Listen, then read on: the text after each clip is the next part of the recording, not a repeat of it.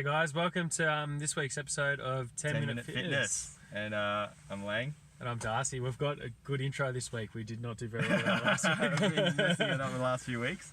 So today I was thinking we'd talk about power training. Yeah, power training. Something that doesn't really get too much attention. Yeah, no, not really. Like, you think of power training. What comes to mind for you when you think of power training? Power training, something very intensified in terms of the difficulty, sports specific. Let's mess that up.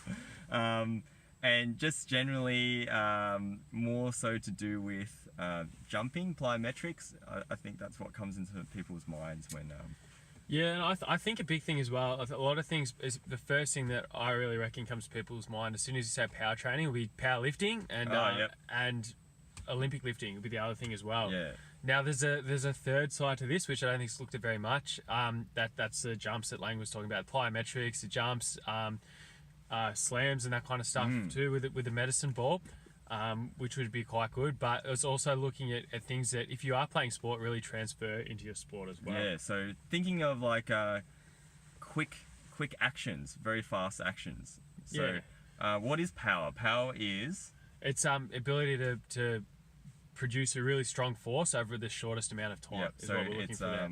strength and speed equals power. And in terms of fitness and looking at it from sports, endurance is pretty easy to build. You can build up some endurance over a couple of weeks. Like you were doing running for a bit there, Lang. You're not much of a runner. Yeah, How'd you go there? Pretty good. Like endurance I built up really quickly. But trying to increase my vertical, that takes a lot of time. It actually hasn't improved because I haven't been training it. But you find that power training takes a bit of a time to adapt. Yeah, definitely. Power training can take years, and you really want to really focus on working on the speed and that as well in your movement. So what I'd recommend is if you try one exercise at the start of each session, pick a power exercise, and we give a few suggestions. Like what power suggestions would you have? A really easy one is box jumps. Box jumps are really good power training exercise.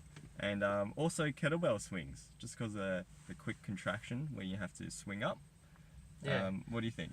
Maybe like 10-meter sprints or something like that. Oh yeah, that's a really good one. 10-meter sprints, just some short, real accelerations. Or you can do some upper body ones as well. Like you can do some medicine ball throws or wall ball throws where you're really trying to throw them as hard as fast as you can.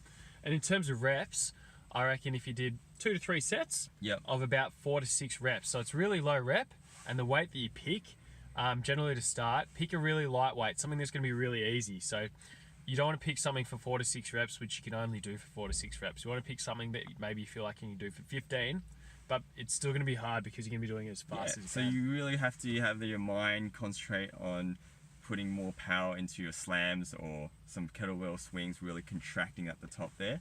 And even if you're 10-meter sprints, really concentrate on striding, pumping your arms, getting that speed. And warm up for a little bit before you start with them as well. Don't want to do that straight up. Imagine doing that getting out of bed. So that's the thing, and like a lot of it's very athletic. Like a lot of athletes should be training like this, and I know a lot don't quite do that, but there's no reason why everyone can't train like an athlete as well. Yeah, because you're looking to get better. You're looking to do the best you can. So what's the difference in doing something which is gonna like help you get the best you can? Like you do that, wouldn't you? Yeah. So what are the benefits of power training for the general gym goer, or if especially important if you have athletic endeavors? So the benefits are it's more high intensity because you're going to contract a lot more muscle groups really quickly. So that means you're going to get maybe more energy expenditure, good for fat loss. Also, you could build a little bit of muscle mass from it, just from plyometric type training. And it should help build your strength in that as well. Yeah, if you're moving quicker throughout the movements, you're going to be able to push more weight with the exercises you are doing. And also your reaction time's going to increase as well. So you feel a bit better about that too. Yeah.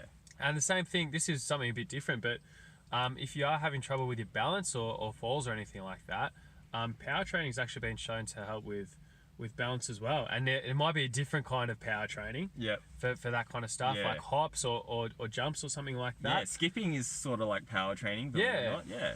So that's another little different thing there for you. So that's we'll put the challenge to you guys. Try have one power exercise at the start of each workout. What are you going to do for one power exercise, Darcy? I reckon I'm going to try the medicine ball slams. With a medicine ball, don't put your face in the way. Yeah. So really slam to the side. You want to slam out here, not here, and don't put your head down in front because not a good idea. Not a good idea. Might get knocked out. You've been warned. Yeah. Yep. What are you going to try for yours? I've actually been doing some box jumps. So over the last few years, we've been trying to jump as high as we can. So the main goal for the box jump is not to jump as high as you can, but to have a right height box so you can land with soft knees. So jumping high, but soft knees. So not landing in a full squat, landing with, your legs slightly bent, and nice and gentle. So that's a bit of a challenge. So what does that do, having your legs landing like that? So you can get the full extension of the jump, producing more power. And soft knees means you're going to be absorbing the force, so you're going to get a lot more stimulation in your muscle groups there instead of just landing like that into a full squat. Yeah, that makes sense. That definitely makes sense. Now today, we'll move on to our listeners' question. Oh, listeners' question, We've got two listeners' questions this week. And Monique is back. Monique from Mount Waverley. Jeez, she many questions. She must really like our podcast. So our first question from Monique is, can you do spot reduction? No. No. No. All right, next question. All right, next question. We've got, what should you look for in a personal trainer? Oh, this is a very, very controversial question, isn't it? So yeah, it's really looking. We're both personal trainers, so we'll try not to pick apart too many flaws right here. All right, let's think of three things. What should be the standard things that you should look for? So I think a good part, like especially to start off with your personal trainer, you want someone who's quite knowledgeable and who knows what they're talking about. So knowledge. Yeah. Knowledge. How would you be able to tell if they're quite knowledgeable? Oh, obviously you want to look at the qualifications list. So if they've got their certificates, that's great. Also, if they have any degrees, that's another sign that they're quite knowledgeable. But also looking at their experience as well. Yeah, and the other thing is listen to them talk and really think if what they're talking about makes sense. Yes, exactly. Yeah, because if it doesn't make sense, it might be in a bit of trouble. What else would you look at as a I quality? think a trainer should definitely have them educate you. So if you're a client, a trainer should really educate you. So then one day you'll be a fully fledged athlete yourself, and then you can train. That's a financial benefit too. So you don't always have to catch up with your trainer each week.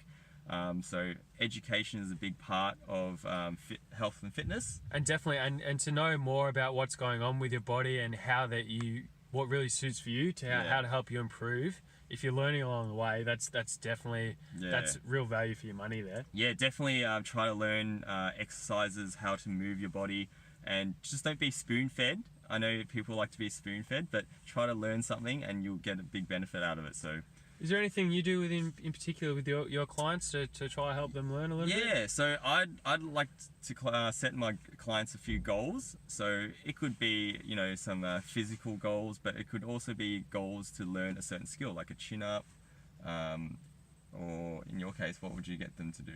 I reckon, goal-based is great. Yeah. When you're looking at goals are, if you don't base your training around goals, it sort of lacks a bit of direction.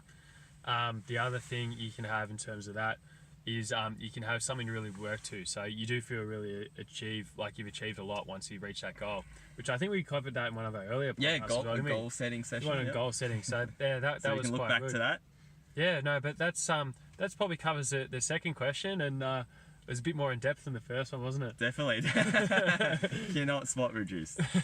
Not at all. No, can't spot reduce. You can make muscles a little bit more prominent, but can't spot reduce. Can't spot reduce, yeah. So those three things, what were they again? So we've got, they set goals for you, or they set goals with you is another good one. Yep. Education. So they teach you about things and that as well, and then they have good knowledge. Good knowledge, yep. Oh, that's all right. Well, that about sums up this week's podcast. So we'll see each other again next week in video form. I think we're getting better. Yeah, we'll see how we go. We'll see our feedback, but I think we are getting better. So we've got our Instagrams as well. Mine's Darcy Smith PT. And I'm traineat.live. Thanks for listening, guys.